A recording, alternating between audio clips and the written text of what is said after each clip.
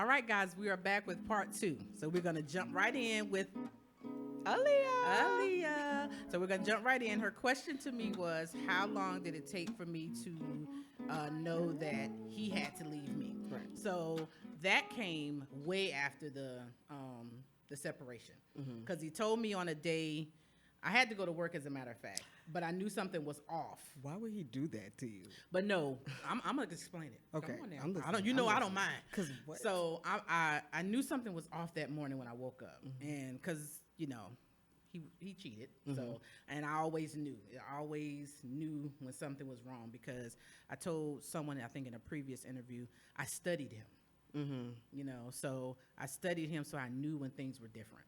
So this particular day, it was just, it was a lot on me. And so I asked him, I would always ask him, give him the opportunity to tell me, because I already knew, but I would give him the opportunity to tell me what was going on. So I asked him this particular morning, and I said, are we good? He was like, yeah, we're good. And I'm like, okay. So then he goes, well, and so I looked at him, and I was like, you're still seeing her, aren't you? And he just kind of sat there. He sat on the bed. And so I won't say what I did, but Okay. I don't need that to come back on me.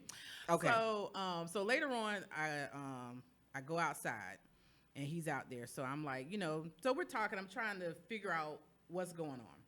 So as I'm talking, I'm getting angry. And I was like, just be a man and tell me what you want to do. Right. And he goes, I think we should separate. And at that moment, I wasn't expecting that. So it took the wind out of me, right? But as it's taking the wind out of me, I see like the relief lift off of his shoulders. Oh, wow. So you know how devastating that is to see? You know what I mean? So anyway, so I was like, oh man, like dang. So anyway, you would think after that, I would leave because he wants to separate. So by this time, he looks like he got a pep in his step. And, Oh, wow. So I go back in the house and sit down. And then I was like, what are you doing? So I go and I start packing clothes. So by this time, Brian, he's outside. He's young. So he's outside, and he was like, what are you doing? So I just looked at him. I was like, your dad said he doesn't want to be married anymore. Oh, wow. You told him straight up. So I start packing the car, and I leave, So it wasn't until, God, it had to have been way into the separation. Because by that time, because, the Lord had been giving me signs, to leave. You need to go. Right. You tried. You tried. He's not cooperating. There's no need for you to stay. So as I'm, start talking to the Lord more, and he's telling me, so it was like, it hit me one day, just out of the blue, it hit me one day that he had to leave in order for, me to leave, so to speak, because I wasn't going to leave on my own because, like I said, I thought that I couldn't do any better. I'm older, I'm fat, nobody's going to want me, I got kids, nobody's going to want me. So I just said, well, I'll just deal with this. And at least he comes home, he's a body. You know what I'm saying? But, intimacy had gone away, but okay, that's fine. We still sleep in the same bed, so it was just, but it was like I was trying to get, even through all that, I was trying to get him to see that I was enough. You know what I'm saying? But this is making me tear up just a bit. Yeah, we're going to change. We're going to. Only a little, because I know the feeling, yeah. Auntie Phaedra. Maybe not to that extent, but I know that feeling. But on a bright note, right, we're friends again. Well, that's beautiful. That is great. Maybe I should have some tissues right just here. A little bit. Anyway, but we're friends again, so we're cool. We're actually really, really good friends. He is trying to get back in my life. But I was not expecting that. Hey, I just got to be real with you. Hey, that's what's up. It's all good though. But we are really cool right now. We talk all the time. We hang out, but like I said, I'm in a space now where I'm good. If I want to be with you, okay. If I don't, okay. I don't have a problem with going to see you, we chilling, and that's that. I don't have to be committed. All on your time. All on my time. That is so beautiful. Yes, For I love real. it. For real. I love For real. that. So it's all good. So it, I would have never thought that we would have. Am I being interviewed? But no, I would have never thought that we would be in the space that we're in right now. I would have never thought that, because when we broke up, it was like, what is it, 360? Like, he completely changed. Like, he definitely became mean and everything. And then I walked back in his life because he had an incident. So I went to see him, check on him. Grandma always says, I need to see your eyes. And so I went to see him, and, he was shocked. And he tells people to this day, he was like, she will never know that when she walked in that room, what that did. Because, I saw him like, do like that. But I'm like, I've always been good. I've had my moments, of course, but as far as like when I say I've always been good, I meant, always been good when it came to him. Like if we talked after we broke up, I would have been okay. I was in a dark place, of course, because I wasn't expecting it. But after getting through all of that, I would have been okay with us talking because we had Brian. So that would have been fine with me. Yeah. I got to a point to where I didn't want him back, because even after all of that, I still wanted him back. If he had said, "Okay, let's get back together," I would have ran. Really? I definitely would have, Really? because I wanted him. So I had to get that time to where I had to say to myself, "Okay, you're worth more than that." Right. And right now, brother, you can't tell me nothing. Priceless. You Priceless. can't say anything to me. There is so much that you have to do right now before you get back in a relationship with me. No, I'm not taking it. You know better. And at this point, is anybody even worthy? Come on. Phaedra, them standards are probably sky Girl, high. and it's not even that they're high, honestly, because I'm just at a point now where I'm not taking any. Oh, about to say it. Ooh. Woo, I'm not taking any crap from anybody. Like I'm really not. I'm cool. I'm good. We can talk. We have a great time. But relationship with him specifically, nah, it's a lot of stuff that got to change. Yeah. A lot, and I just can't walk back into that. So And either way, you're cool. I'm said.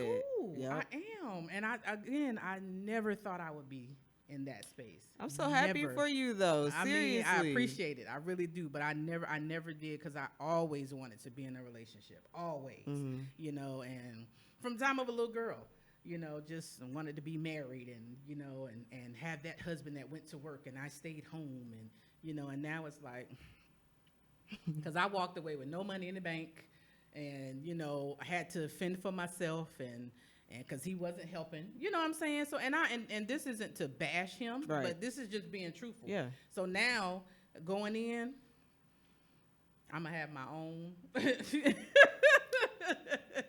I'm going to make sure I have my own. I'm going to make sure Brian is good. I've gotten to a point now to where, he wasn't doing anything. And so whenever Brian needed anything, I had to make sure it was done. He did, I won't say anything. He did a couple of things.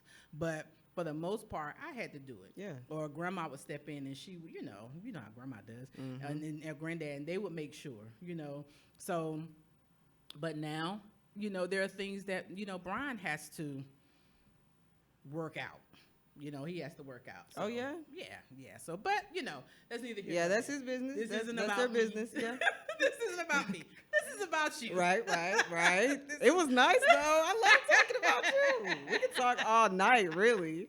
Well, we might have to do that. You might have to do it because I feel like Oprah, so I got my cards. Okay, I love Oprah. Auntie Oprah, Phaedra. Auntie Oprah, Phaedra. I'll be that. Okay, so what is? Tell me a fear of being in this relationship. What's a fear? My fear in this relationship would probably be putting in all the effort that I put in and, it not necessarily working out, with us making this decision that we're both going to basically choose each other every single time. Gotcha. We're going to be together. We're going to stay committed. It would really devastate me if, the whole time he was just using me to get to where he needed to be. You know what I'm saying? Or settling for me to make himself better for the next person. That would be one of my biggest fears. Girl. Yeah. Woo. I don't necessarily fear that right now because we go through a lot. Okay. And he's still there. He puts up with it, and you know, I do see him trying to make the effort. Yeah. So I don't have that fear right now, but that would be one of my fears. Yeah. So then, at what point do you say, okay, all right, I gotta give it 100? You know, because that's a fear of basically giving your all. So at what point do you say, you know what? How am I gonna know? Okay, so for my personal relationship, there are certain things that I'm looking for in him that I don't necessarily see yet. Gotcha. Which I see he has the potential to have it, and I know everybody always says don't bank on potential. I know, but I do. I see it, and I'm understanding. I'm still single. Yeah. And you know, if it doesn't work out, there are still other people out there for you, and he wasn't the right one. Okay. But like I said, wait, what was I lost my train of thought. But yeah, I was saying, what will it take to make you say or get you to say that you have to give your all? Specifically, I've always said that I need a leader type of man. Okay. And I feel like me and him are more like, how do I put it? Do you feel like you're in the lead? I feel like I'm forced into the lead, and I don't want to be there. Gotcha. I'm not a decision maker. I'm not a shot caller. I'm not a boss, but I will if I have to. I want to sit in the passenger seat, look pretty, and tell me where we're supposed to be at 2:00. I want to be that type of person. I do not want to have to, I don't want to have to, say, are you going to take care of this? And you tell me you're going to take care of it, but 5 months down the line, this is still not taken care of. Wow. You know what I'm saying? I got you. And at this point in our relationship, we're there, but Aliyah doesn't let it get to 5 months down the line. Right. Aliyah waits like 3 days or maybe even a week. Yeah. But after a week, if you still have not either said anything or made any effort towards it, I'm taking care of it myself. Okay, I got and you. that's a big issue with me. I have a really big issue with that because you've got to be a man of your word, period, point blank. You have to do what you say you're going to do. That is so and I'm true. big on that. Yeah. I think it's because my dad, he set that standard. Yeah. And I just cannot see myself like compromising on that. Yeah. Like I understand people are forgetful because I have a very forgetful dad. You do. But certain things, when we have to be responsible adults, I need us to be responsible adults together without me having to tell you, okay, it's time to be a responsible adult. That's right. You know? That's right. So, touche. yeah, I that's love it. just one of many things, but that's probably the main thing. I need a leader, and you're not quite there yet. Okay. So do you think that has anything to do with gender roles? Like, do you believe in gender roles? Like with you wanting him to lead, does that qualify as a gender role to you? If I could have it my way, I don't want to qualify it as a gender role, but yes, I would prefer to, work a part-time job or be a stay-at-home mom, have a work-from-home job or something like that, and have my pocket money. And you go work your 9 to 5 and have your side hustle if that's what you want to do, because he is that type of person. Okay. He wants to multiple modes of income. Yeah. But it's kind of hard for him right now. It's hard for him to communicate too. But, I would really have, to where I take care of the home. I make sure the kids are good. They look nice, presentable. There's food on the table in the house. All the bills are being managed. I don't necessarily want to pay the bills, but I will make sure that they're being paid and on time. Your credit is going up. Right. All the funds are going to your business the way they need to. All those types of things. I don't mind stuff like that. Okay. But you also have to do something on your part. And not just speaking about my boyfriend specifically, but I found when I was dating, a lot of men, they don't expect to do that anymore. They don't even really expect to go 50-50, really. They really expect to be taken care of in the most sense. So being with the mindset that I have, it's really hard to have patience and to deal with people my age or even, it doesn't even matter my age, anybody, but the new mindset that these men have. Yeah. It's very hard. Yeah. So that's why it goes back to, I'm going to just thug it out with him because at least he tries. He does. He does. Well, okay. So you mentioned communication. So it's hard for him to communicate. Right. And I think that has a lot to do with, the difference in how we were raised, because Okay. we were raised differently. Okay. And his family dynamic is a little bit different from Okay. ours. Okay. We're really big on communication. We Yeah. tell everybody everything. We tell each other how we feel. Yeah. Everything. Yeah. With his family, or him specifically, let's just talk about him. Yeah. He bottles it all up. Oh. Even the smallest things, it's always on the inside. And I don't understand that. Like, if I tell you, hey, this certain thing bothers me when you don't communicate about it, and you continue to make that issue, but you make the excuse that, oh, well, I'm not used to checking in, but you have to make the effort to check in. At least make the effort. It's only fair. It's so hard to get him to understand that. And you know why it's hard? Because we're not like that. I think so. Our family is not like that. It's we don't like, have a problem with sharing. Right, right. And like you said, the smallest thing, that's something we're really going to share. The very small things. Exactly. And you can't keep using. As I get older, it gets frustrating and irritating. You can't keep using that as an excuse. Right. Exactly. Well, that's not what I'm used to, or that's not what I do. But you're with somebody that does that. Exactly. So the least you can do is meet me halfway and do the same thing. Exactly. If I ask you to check in, it's not that I want to know where you are. It's just I want to know that you're okay. Exactly. That's communicating. Like, you can say that. It's that not simple. hard. It's simple. that simple. It's that simple. So when you don't communicate, I try not to go off, but sometimes I do, and you don't understand why I'm going off. Why you're going off. And I try to explain to you, for one, this is something we've had conversations about multiple times, and we still have to have this conversation. You never really think about what you did in order for me to go off. So, and that's the thing. They look at they look Oh, yeah. at you going off, but Right. not what caused you to right, go off. like it's all a buildup. Like I can let certain things go too. Yeah. I can, I So can then, keep, does he ever have? I'm sorry, I didn't mean to cut You're you fine. off. Does he ever have moments where he blows up because he internalizes everything?